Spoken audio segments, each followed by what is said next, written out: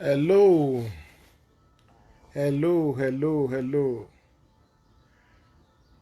I want to talk to my Edo people all over the world. And I would like to speak my dialect because of what is happening in Edo State. That is my own state. I was born and brought up there in Edo State. And from a home that is well recognized. Everyone in my cities, everyone there in my city know me, know my family, know my father, even know how I was born. Why I said I will use my dialect is that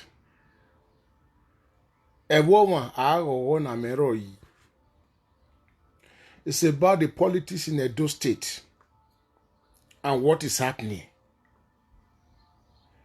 I am in a support of good things. I don't support bad things. No. And I like truth. Nothing but the truth. And I dislike any man or woman that feel that is an alpha or omega, or that has a spirit of jealousy or heaviness. That's why I'm against what is happening in Edo State now. It's about Obaseki and Oshomole. Let's put Izeyamu aside. Izeyamu is a candidate. He needs his own position. Yeah, we know. But for Adams Oshomole and Obaseki, it's a different matter entirely. Yes, we know what they are trying to do within Izeyamu and Obaseki. I would advise my own brother or my uncle or my senior brother, I may call him Mr. Obaseki, Mr. Usagi Izeyamu. Yeah, if he has opportunity to let his brother go for this term, I will be glad. Really. They are still brothers, no matter the position there. Yeah. So let me come back to my own dialect. Edo, èèyàn pa ni màní mànágùn ìjírí. Wàá gẹ̀ àmì kọ́ èso na ya do agwalegbe uwu or rather where odokin orizira or rather where Omaiga jebe ni agbon mama nine ami won usayi ho obo won ya siye orun won pare on usayi ho. I'm telling you today. And no man is born wicked. It's the attitude man had to a man. Obaseki, according to when I analyze it, or when I beg a decade or a day, where you carry Mudiani disem shomole, ya you see. Do a ken wemati ufo shomole Adams. Ana mie wo to boweta where okana no rena. You got a power with the gene way. Okay, a boy one and we might you fool. Maybe near TV I saw me to know where. Ain't giving none. But during your time, you were sharing money and embezzling money. I mean, on not even boy, you know, twas and four. I mean, on never, I mean, Kitan son. So, can you get from? But this same man stood by you No, yeah, we 8 years you. What is not the problem? Do when I will no way venia or no. Das. If I so ragbona, I say go on there. I marry a be. I met me like a spirit of a go on there. See, called Joko Wokan near to Yakuro. Me man like a spirit of a go on there. He cannot be your boy. Because a city ni wera ye me ye and egbe won ya do we kwedion egbe won can say 5 years in you are dion or why are the same age. So and is a man of his own house.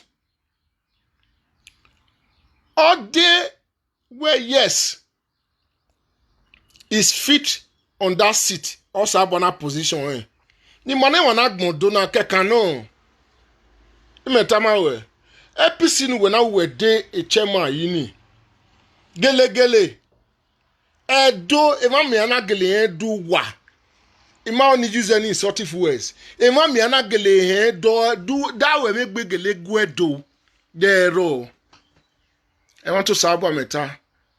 I'm not coming there for a position, rather wealthy. Imam Babaseki, in the family. Also, whatever no migo na. Mo waya degbe ya podio ni. O ma say 6 months. Babaseki la mo era no migo era no mieson. Waya gwa lodio ni mo ho era no mieson agbonke atai. O ma Babaseki ma say 6 months. Wera no migo o myongo na tupa mu omo no gbera o si ona ka insulted Obaseki ona insulted the father where era betrayed blah blah blah ona te kayoni la de era no migo not knowing where ye gberi here because any respect in right am no gbera ne o ye na man edegbe di man e do edegbe transport the transporter. Me that's when you degbe. Where they imagine ya him me no wa gwan na no mania. E wo ya gi mania ni legele him so one. Me ni wo edoni. I have a name. Me and an amigo me ma o ede. Ave ma ya ni gwana ya fe me wa be yan begi mania. Me ni wo edoni. Anyi me adese rigo that psycho e bata. I mean on never do. I mean on never coco do. I mean on never ting. I mean on never ting. I mean on a ting gue. Neting gue we no lue. Emma bonoking. I mean on a ting gue. Motai. I mean on a ting gue. Because me a wow me ya no de me no baseki si ya gbon egbe. Re Godwin. Area wa ugbeso wa temi gbinedin wane do wana ho erere wana me science so nerere meso wo enerere gbana akeke wa lerun na gbinedin wa lerun ni gbinedin nuda emi ni gbinedin na doni orun paro no ye up to tomorrow be that person anything even be you the Osomole no rule. Eni Gbenedion to boy sama no ye do orun paro no ye bite as a rich man where in give go investment in a Gbenedion muri do azewu popo wa ya wo yere kwa annual elevation of ye do taking in wama and osi agbonti lori lucky o wa ya ukwa kekan because e ki gbovo bun wa gbe wa ni ye do wa like a lie e ki gbovo bun wa gbe Emma. I reject you all. Some of you, I reject you. Motamu wa. Eki gbovo bunwagbe. Wa mi no yin si wa asiye koto. Wa mi no ma amunye danlele. Wa mi no ahon ta mo egbe kakan yen dan ipo unu wa. I can't imagine you people. Why? Wa lu se re ru wan wa so pe na e. Igbenedion, I can count of 4 or 5 companies in my time. But then I was happy. And the door was like, everything was functioning. Canada Drive River. Bakery, Risaple Road. Okada Hela River.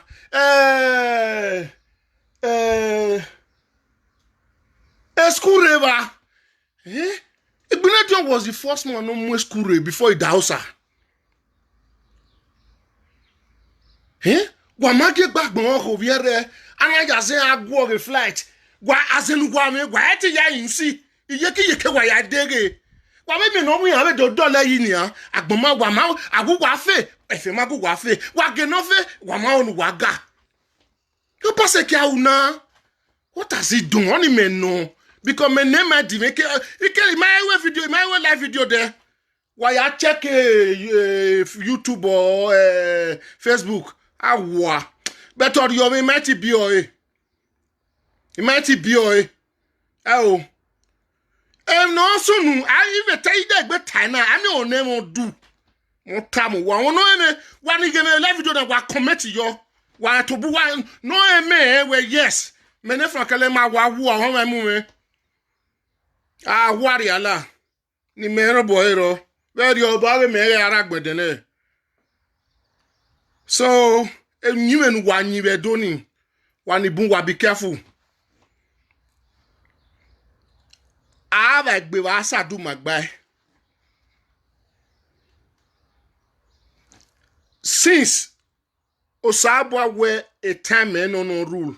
What yega ne ya rule. Don't be rule for ne tieze nagba. Ana imye we do to ma be go anyi se. We de ma be we keva mu en pa edu e. Woga ina kun popo e na. E ba wa me owie do owie se. That is what is paining me. Alire e mani we mi agun we boni wa jagun mayan. Won na ju wa e ri oji. My God, won na ju wa e ni. Really, I'm really provoked. When I do whatever near, I live when we are use free education. I reserve a school. I reserve a school. I lesson. I reserve a school. I got a school year from primary 1 to primary 6. I got reserve. Even like what John Osage is doing now. It don't have a way. Or I have a kitchen. The Dumes Road. And I want to go ya. I go ye be yo. Why go living no man? Why go living no more? Society forgive you what? What light a lie? Society forgive you what? What when we done it all? What no where yes? Why to give a donima? Igo you both can say I know except on no my amigo or never ye gua. And that's over ye law over ye me gua ye lue. I mean on Sama Jace. I mean on Sama Yise. I'm telling you before God. I mean on Sama Yise. Adam so Somole, yeah. We will when yeah. We will bring you to Soladian. We will bring a many Soladian. Thank you, but some Sobasekia.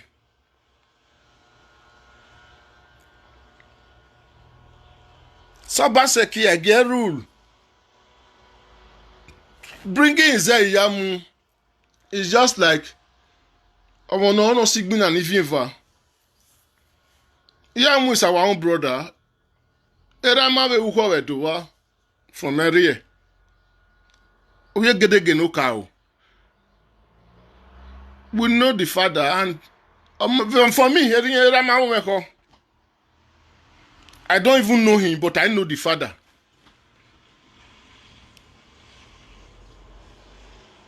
So, with the respect of the father, I will give a keban. It may really be your expecting. He told me. I don't hate him, but between him and Obaseki now. Yeah, me and non step down. It could be a tintike where and I got the progress in. If you step down there, A time Obaseki na we ya bege agbonbege agase no rule because of his good job.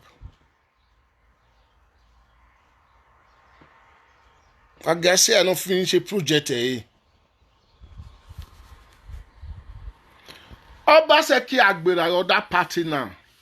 It's like a show I'm one party egbo. Yeah. I will not evaluate. Oh, I was show can country ni. Why I'm going so with one ruder country. Why beg Obaseki mami no si yagbon egbe. Oma uho. And why can a go you can do go in politics here? Why me one? Egwa magun yo, egwa can do go in politics here. Oh, I will no Oba no yegbe gboto ni bi eka no. Osomole wo kan ni kin no ba me yama we no do. Amana pe eni Oba me digbagbe ni gbe video.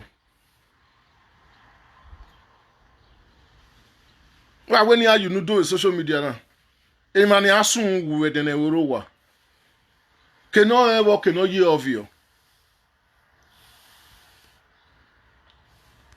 Eni ebe magbon na imani wu yagbon ni awero no wu no rimu dia yakin. Nu dairan se mo to bunkere. Era no wu no rimu dia yakin ye ni. So about the politics. We play politics na we never because tie ikpi anegele ayo wa bo degbe riri. Emani buro no yun here me politics na wa mi. Let the day come. Emani buro o yun here me politics na. No ma go adwe no.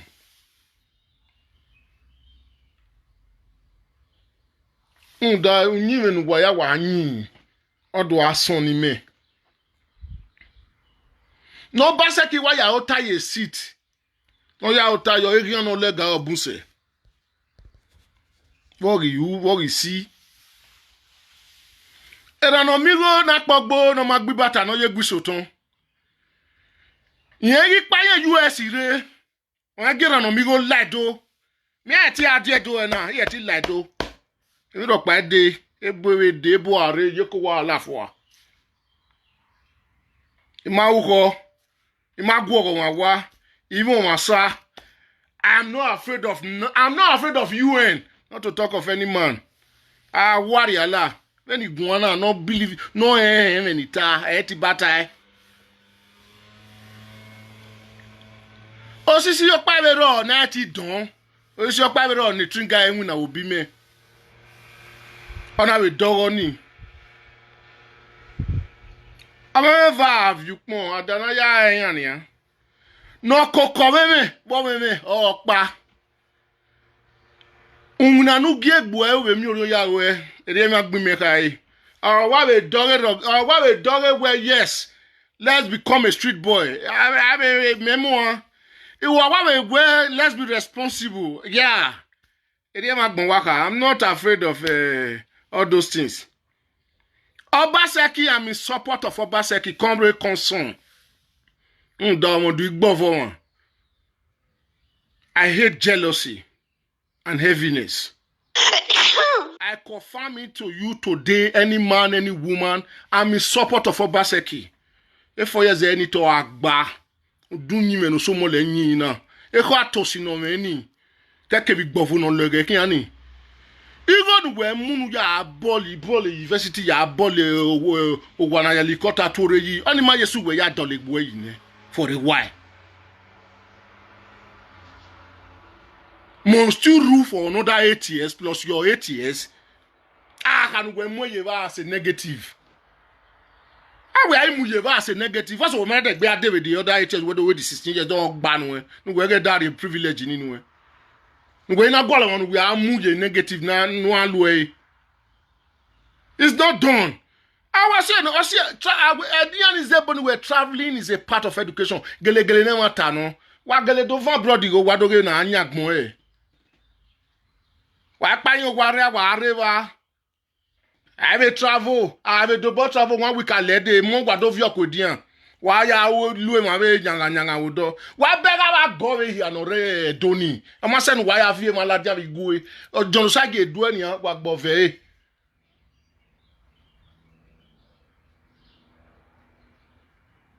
Why me not do any work bove? What my even with this COVID-19 now? Whenever you have Kovio Gweke here, Kenom Kene, never company we do.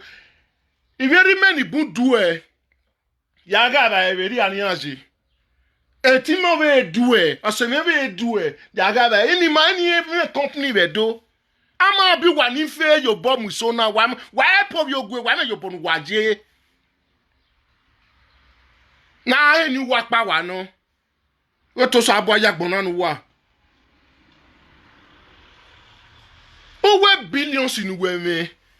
100,000 naira can rescue a life, even 50,000 naira. Can bring someone to become somebody tomorrow. Why any? Na wafuwe wawaye.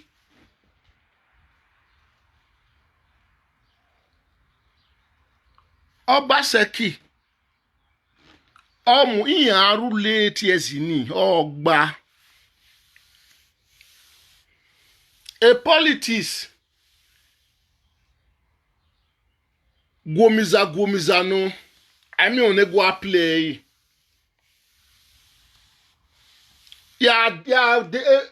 Ti we word ni ti. Ya we when don't say I want na me gba na me pari e word o we na me yawo mi na keke wa. Afi ma me fi me. I mean on etigwe. I mean on emetin. Ebe soro Buhari amudi ani meba wori wo bi osomo la o ya wo yo o bi because we fi pade abi wa ma e mi do na ametin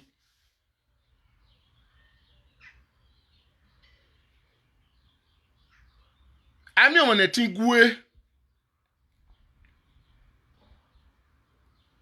mi amudi akigbine de bon na wori wo osomo la se ameti e bon igbine de wo bi osomo la o mi do pade.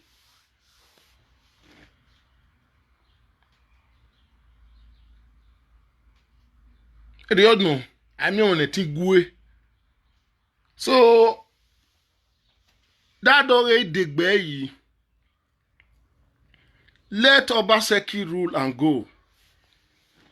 Aena wa nyanga yiwe do na.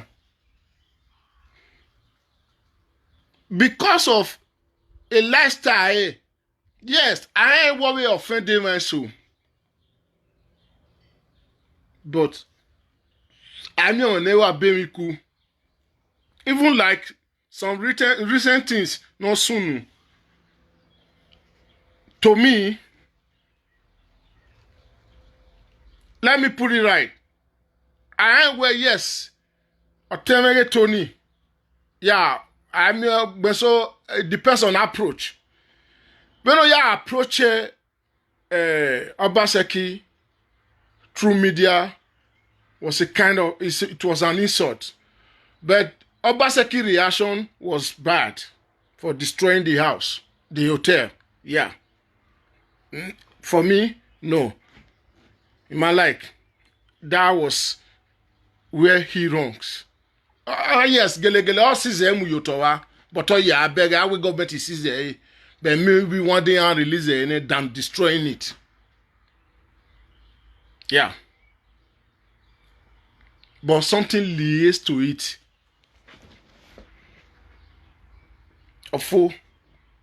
And other people, knowing where yes, they were really part of him. You should call them to book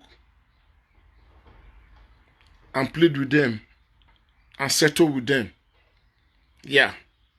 For where maybe where Nadoa or rather like attitude of Shomole is too obvious with Obaseki. Okay. Or they obvious be.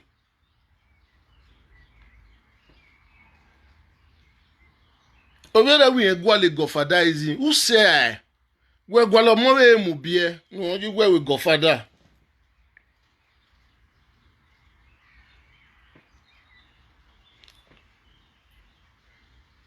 Uwa ume unu ekwe miti yado. Ye kare unu we ne.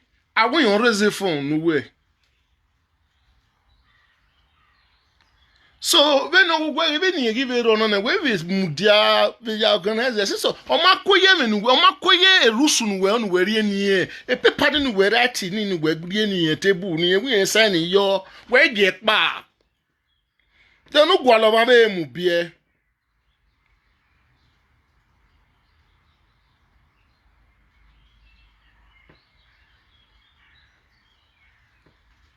apart from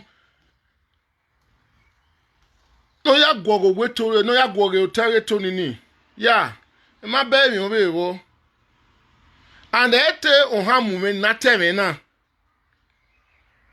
but just my kind of person where yes gele or dame no ya gwogo yes all size mu yo to wa our government is size o to yes elo no because if no ya gwogo ni abi ya ti ya size akasize mawa just to make him realize or to make him know where no he's going out of hand or he's getting out of point. Ere a punish one. We are with we ni ya tolo man atolo egbe bolu. Me money happy yo if no my deg gbe yan. Me, I'm not happy about it. That is for Tony. Or see any video no make here nania. It's surprising, man. It become aya huwa wiru awa me no rinyogmo. I know Tony very well. This is the same guy you can call and talk one-on-one. He will still understand with you. Like Usakpama, my brother too. So Emiro ni me uwani.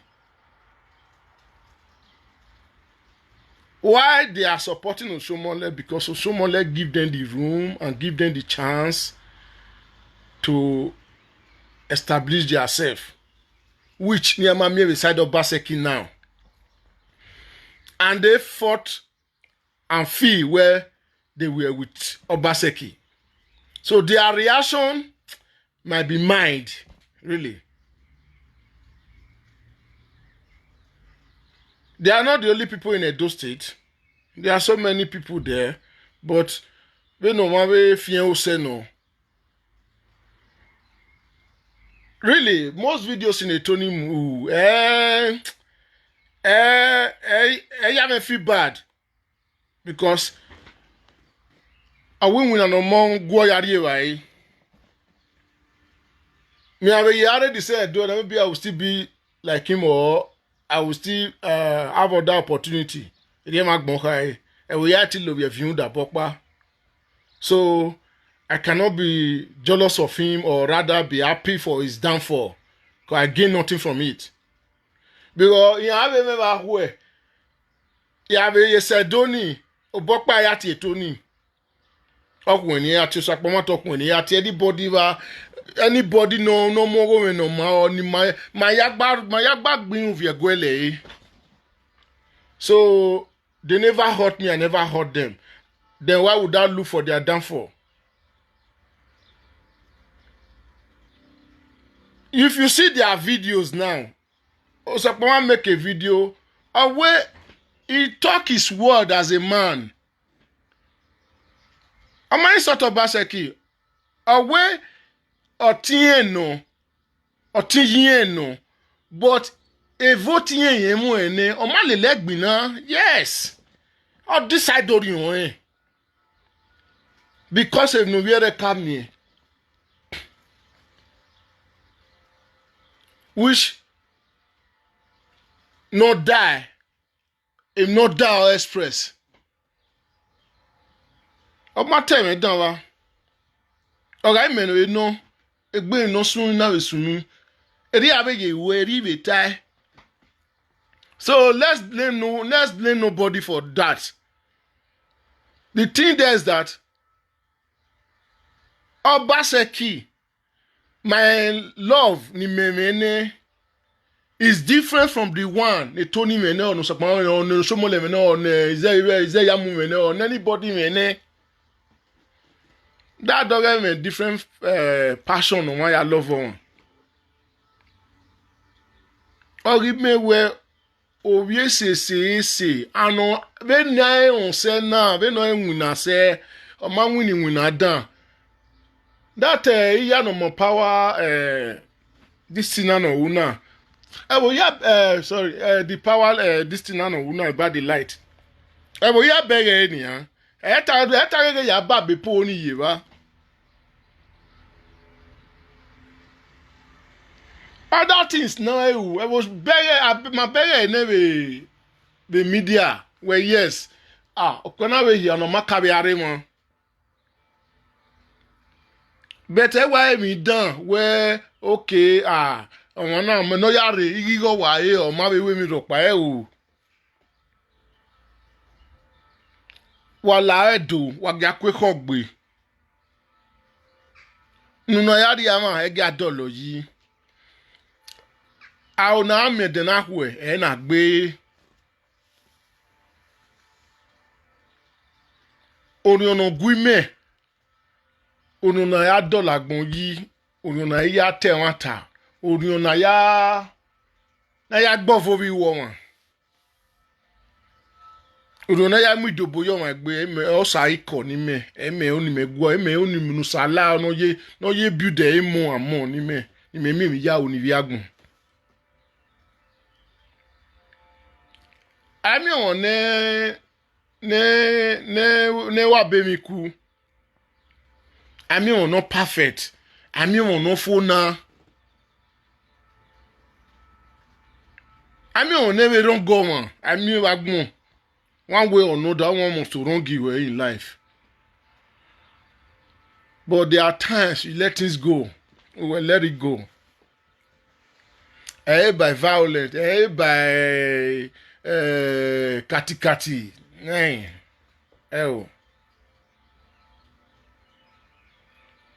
In life, you know, you both can say, Obaseki's family, they have good names. They are doing well in that Edo state. No me eri mage guys Obaseki over yes so kwani we are no be are the aviation no be are aviation we are the petroleum we are over the wagon we slow koro river ya ba abi no ya se we dia he ba ni amara governor no Nigeria bank many of them very no we never ever done where yes if you are you ma be we me down very na why e do we ya gas and family ni e o e kado artistry no gbera na emi na eru na no we wu no gbera wa na gbo mo de ragika we be down gabo fura me be here de mi no do sioge more things can change in their own time. I'm a I only beg in here. I only do react to just one man. Just one man. Osomole I think they decide on you one if you do or the me. I want to know. Me I would want to say boy. Me why you work here yo gidigba eh Osomole na I think they decide on you one if you do. Me I gele we yes. Wasena lena. Nda ebo wa gogo na meroji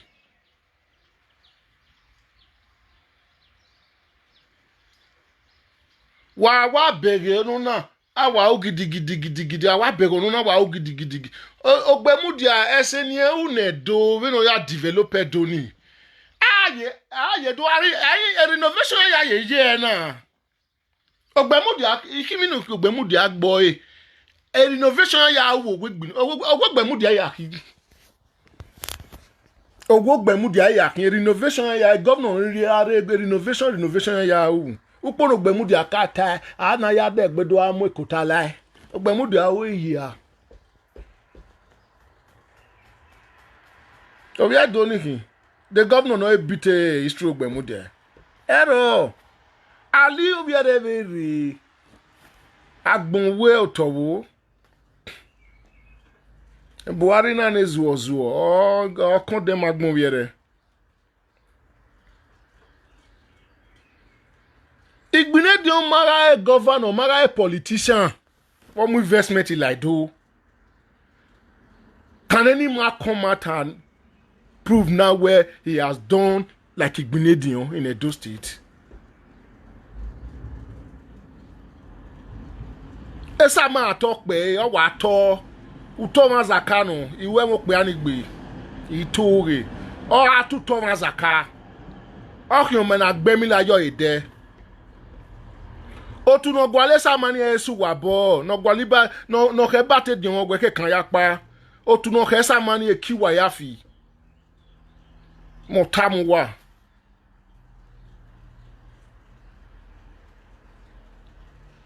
e lucky beto odewo me pa ne lucky kere sun governorship kere do gbe yes no gbe governorship revenge ore ni rai ndo wa mu wa te mu rai yosa ba ma zan wuwa ogbora do solve a problem rai yes orai me no we we du wa ekena me na gbuwa wa je kena me na gbuwa wa we je kenu ve na kawa wa eso wo ni bi do azenu wa me wa ya think gbuwa mu wa mi no fe agwale kena lae agwa mi no titi agwale akwa awe wu aba oge me wa me so we doni ni wa we mi ni akin na ni wa to oge yari e ba e big me ka mu wo na I move with them mo gun etibata e ma ni me ati gbi street me I have moved with the good, I have moved with the bad. It went out with Sagi Mekwa with Ring Road, Etabata. I'm a big over there. And it don't quite on the Matty Mokola. Etibata. Am I Gale Dama time so the Tony Vetavine dia video. Am I so rob Agbona? Atime Tibania. Am I win a guy? Ori popular, ori wo ye school, ori wo na. Almost to me seti we. Iwo ma gbe balere ni an. Be di meje, ike won la dia be do ira me seti me. Ema ya ni lele party o, ema ya ni lele ye school o, ema ya ni lele gboro o, ema ya ni lele we mi ya fe. Ira me seti me. E temi me wa ro be do ni. No, me agwa mi time me be do. And a cockparo ni mala and a time in me ye clubs in all our we doni a doni or a dosity a dora doni ye clubs ya the club we ye e can not hear I no ma a restaurant ya no be aro again ni e can what temame almost to rain or you squad you wanna almost to am set you any Aga ule. Beni me gwana ni man di bi me revo ya remani ya gwege frank ya atawe frank ogwana. That doge me wa owo as odomore ne musician ya pitan owo awe mi opamo na ba oke wiri egbe. E wo ya ti lo ye fi da bokwa. So bi akin na gbofo bi wa me.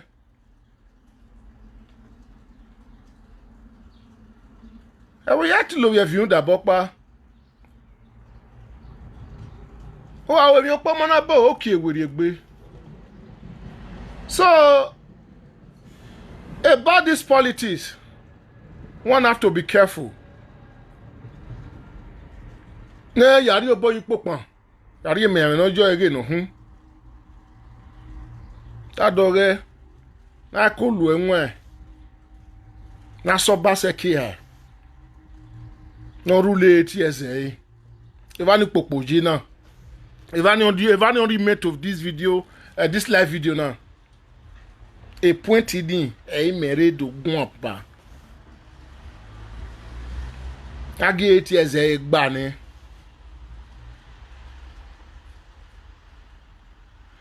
osa eti osomole ni oma ho osa wati e ni oma e ho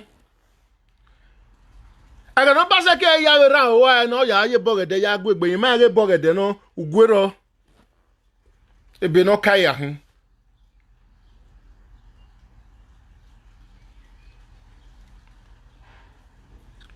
Obasa kibu evie kwede wo siele loto Oma se tiri a comment ni wa we me comment ni na me ma video a when you have a play ne wa be ya pray ni aba kan we church abi wa me ne baba na buwa wa hu me Oso mo le mino evie ebe Obasa ki mino evie kwede ri agbon ti evie re total we edu ekina Ona me tun adai Yeah, like every day. Media ni agiga o media. Social media na agiga o media.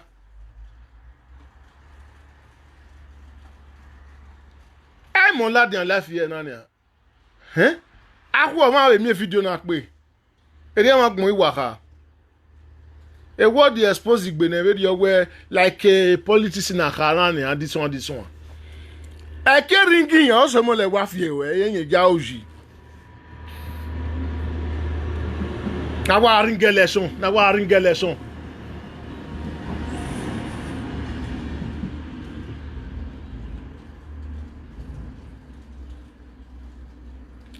ti gba emi ya ti wa je dey side all the time ni ti gba ime wa tago me categorically where Obaseki must rule. Egbe ya de bae.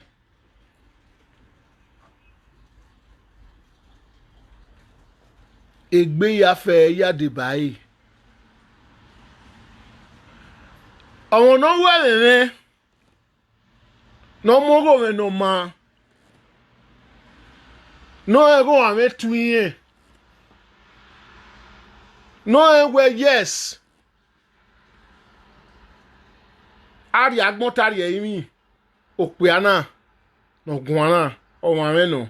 Wa gun e pa egbe wa yari ebe yo Obaseki epeti.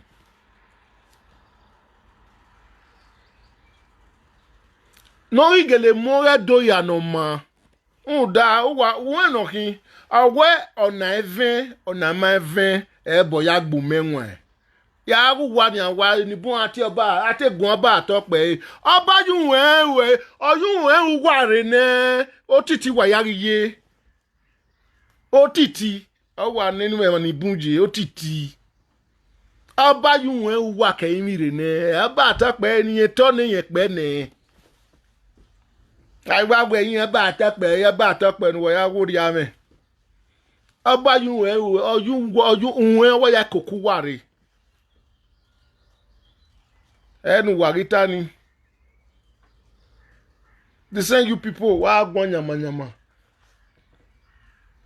Ado ari eno ba me fi we.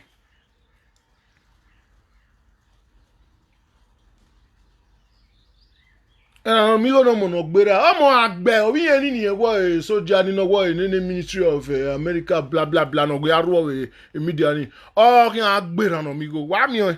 Era no mi go gbera ni. Oh yeah, must be gbe. Era no mi go gbera. Oh yeah, must be gbe. I be baku. Oh yeah, ma gbogi e gan. Wa mi wa ya mark me ni ta na. Even ni meta e de fo a. Ori. Even ni meta era no mi go ogbera ni ogbiye ni. Otun ne boya gbe won gbobi je go no mi go otun no re grisa bi make no ye. The last video not you make ogwon kan ne boya gbe ogbobi je ni. E di ota. I don't know mi go mo no gbera no mo must be gbe. Anyway, we to the Kabaka. Forget it. We are all guys. You to Tony we have see I'm telling you heartedly today. Where are you? Isanune umar you me. Rano migo. I've never been on live video like this, or make a video like this. Mohe were on a mason. Magmo. Eki Bovonu Awujo. Agbodegbe mawe. Owaye rakpi Americani. You are rakpi. Wa lunu wa. Munurue. Bonu yaveva. Idiot no mama. Obiena mae. A degbe ni me motor is a degbe transporter. We de klebete degbe o agogo awagbon. Sungu de na worowa. Enu we Tony e kadime, de Tony Maria ti yo motam we o atelina gari edo. Wa wo reta we mo gu we gbon ni a we gari edo jenu meye. De Tony se ime abi abolu e fun ayo. Even we do na wa ni bunwo true to God. De ma Maria ti yo metobi me ya muesowo. Wa to bu wa be. Wa enu ya ko gosun we ge dan mo go wa be. Ami on etin gue motai. Ami on etin gue. Ami on etin gue. Eno mi go iye agbogbo wuga ewe America ba e pa. Ona donu. Ebe di me ya nware. Epa aya eno metin. Abe do asumo di ane ake do ami no gbologo. Ege ni se fo wa we gbe yun kekan. O den we sun gbin na.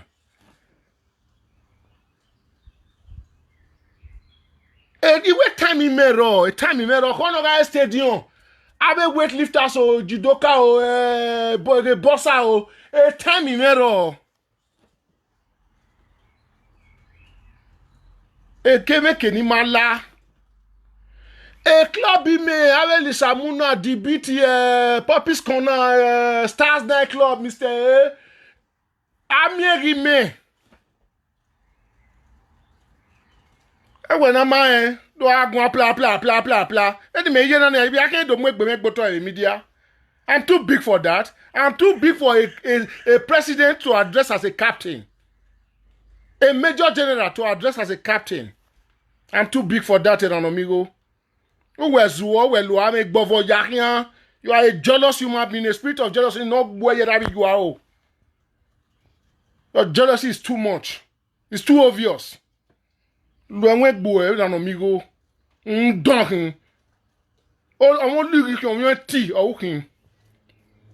You are not helpful to the society at all.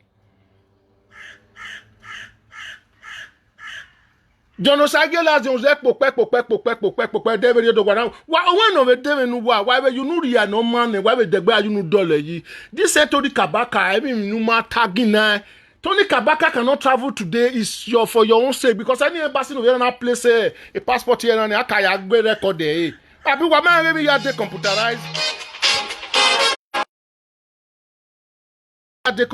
sorry it was a break of connection. So me and one don't is too bad. It's too bad. Why ganyi radio? That do wa gbo wa ye gbe wa behave say nyime ni mo. Ah go ni ya your motor. Wa ga legacy. Well yes, o ma bego wu e de na we me ye na nia. Enieri mesi me ya legbo. Iwe wuyo. Enieri meveri mela de neba gbami din. Because uniwe no nyi no. Because emi no uyoto no. Efe emi ya.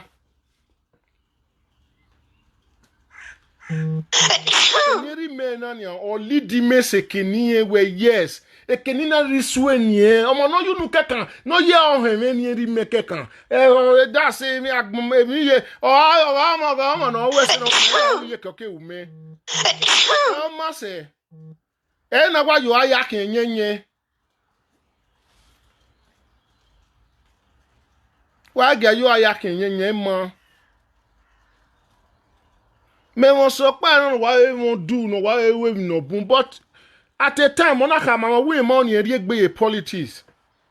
O wa re do ba na ni an. Obiara wa face life wa that's a progress here is good. Esumi pu re kopa de what emi ya o do aru we sumi pu ota o we asu eni e ma ni gbunu ye ni e ma.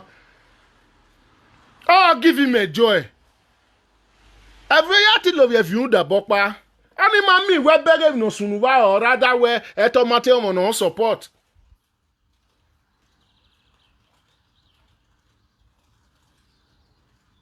But then we mi ga wa aweta dole no dole no mo ya mweri a. Ema. Ama we make lare ni a area baseki member of APC area no na area no result agbago alimi ya na ya destroy a regime no ya destroy that man. Ema. Ola wo bi edo oga pagbe na ya support Obaseki emi ya no we e ya de gbere a time you know a government me mana ro no ti aro ba ku 4 years here forever now 4 years baba na we gba na any 4 years ni that like there o gan wa gba na ya election we e dey oye Ama mi we runde government we no ma favor we na no pa kan favor we wa we o eye ri ho no ma favor we na favor we wa we wala wo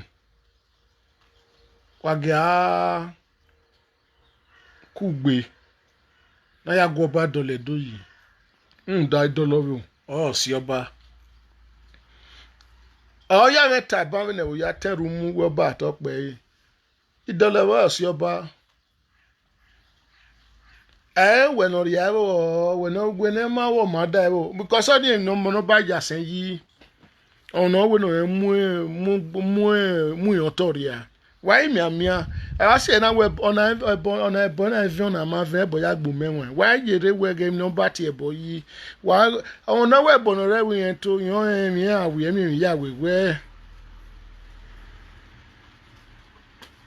wala wo a politics ami on it play ami on error but then there will be a time you don't want to participate in those kind of things maybe on harm way or rather where we might be away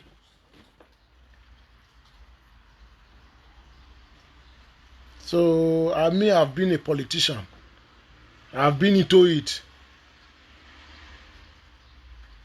even I mean the game here but adorun don adokin gun we ro adorun don adokin gun we yo egba won ni me support Obaseki na ni owi me support Zeyamu o we me support Osomole eri oje oni obi se ni confraternity na ni ya gbelegbe because of confraternity a best friend you when go you bono we de na hwe o wa kin wi an a gbelegbe wa ma mo isi da Osomole ni na mu ge la de no wa fe wa me no mi wa girlfriend or no match wa bata or no what dresses or wa igbofo ere it's bad because man no you bono the other man in the other part or in the other confraternity can be your man, your last man standing in your life tomorrow. You don't know. But ga.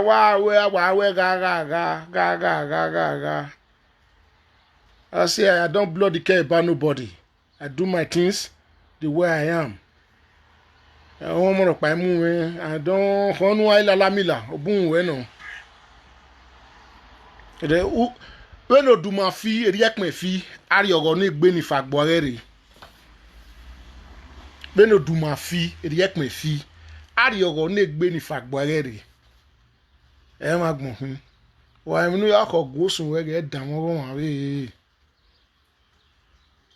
e ma gbon wa ka I say now we do make this live video wala o na gun eyan Osomole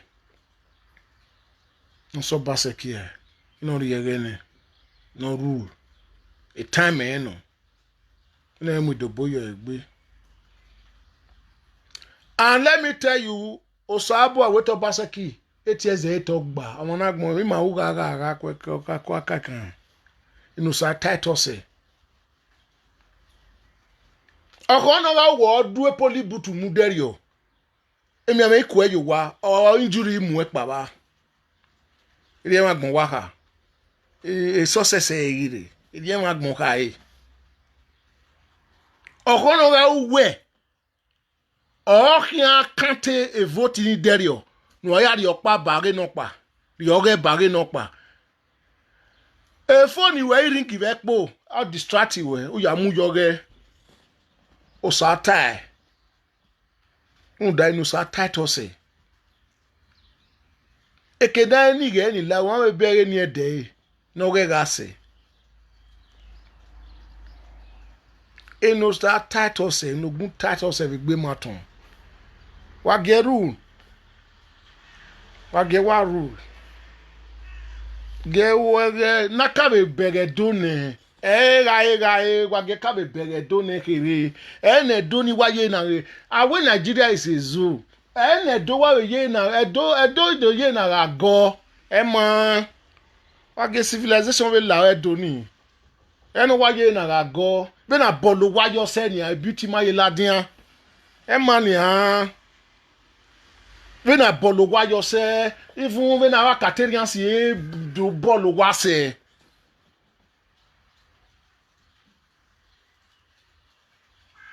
a beauty hero. So if no if developer don't or a company you know or the government now a government now the bomb with the industry in about 5 years don't ban here. And I'm here where for investors or here. I'm here where a doni I feel we're here baba no aro. But boss and boss abroad now they beautiful really. But a structure so here. Aveni aya reje ukporo waro das ini aya reje mi a we abere sef who ever we ade to ukpo won we ri di yoko wa la yoko wa igota we azuzuzu toilet ya go igota bebe roba bebe ba beze ya ipo ukpo. Because I own a why no pa. Why no pa. We are walking away we no pa. No one will look where the regime where no boy by me, we are got balazi here. Where money citizens in a row, and in never ya o cafe, no matter ya okay, no mawa, and give us all ball. While they break another 20 years. The left yakin and I mean, none away me where. I beg a so near ya show, we are show environment ni aji we gun avie agun avie ni an we go wa so ni maso awe owo we pade orin no we ege bi okan pa mi de no we omo bo pamo eko ni e yare kini daga aye ni an ogwera ri e we age mo so we do ni we ni apaje ege na dana te mu awe o arigo no wa na ya we go kin mi o be ona do legbe bala we gbe ore no ege na ari lele we abere mani suse ari lele we awa bere mo we na bere man agbon we na even ya dey skin here we that's we came we no we gu we ya we say we ri yen ore except won e go awo we say and e say baby na we ọmọ no gwese ese mi na we ai wo ọmọ no gwese ọmọ no saji je so o me se ni o me ki to wan ni no wala o na ku obo gbe no ya u no baseki for second term wala o ibi edo ma na ya kon ari egbimo orada do akan oregbe o ona do aka we ona osin o bi yan ke bi do tu ona e ona na o one life, you know. One life, you are working true. One life, you know. You don't buy rag, no. You don't buy rag. You cannot cook a fair, ya say, but ya. Na amule le mando, ero. You cannot cook a fish, but ya. It's 6 feet. Na amule le gbe, ero. So wagalu enwe no bon. Galu enwe no bon. Walao. Ka boy ma do pon vivier do ni bun. E reaction wa since 3 days for Obaseki. Yeah. Sabo no lao. Oguma kumagbe. O ma to agbanedo. To ma agbanedo ni Jesu. So I do le matamu wa wiedo. Wala wo. E ya no Baseki ye offend. Ki no ma be offend. Wala o. Me yegbe ya de bai ya ni wa. Wa ga me ton dai. Unda ami one wa be ko. Egba na wa fo we magbon na. Wala wo. Ami on neti offender one. Yeah, Obaseki offended man. I know. Physically or partially or by mistake or in any which way. Yeah. Or wrong game on. But we game to and die. That we will die. We have a we done back way. A ruin to we have a or my partner we will let no go and we never let ruin to and we game to and die. Die you will see, we see. I go moto you tao.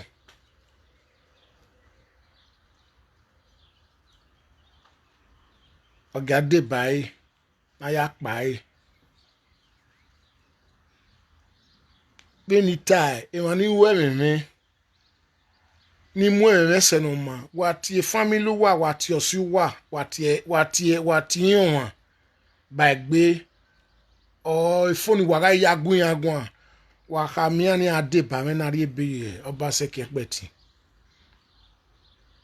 eni meje ya ni metie ni owo me no mu ro me ya be Obaseki peti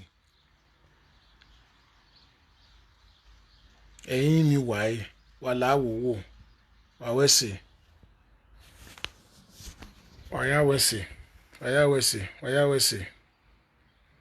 mono ba tok pe o ma gba ne do ni Jesu amen.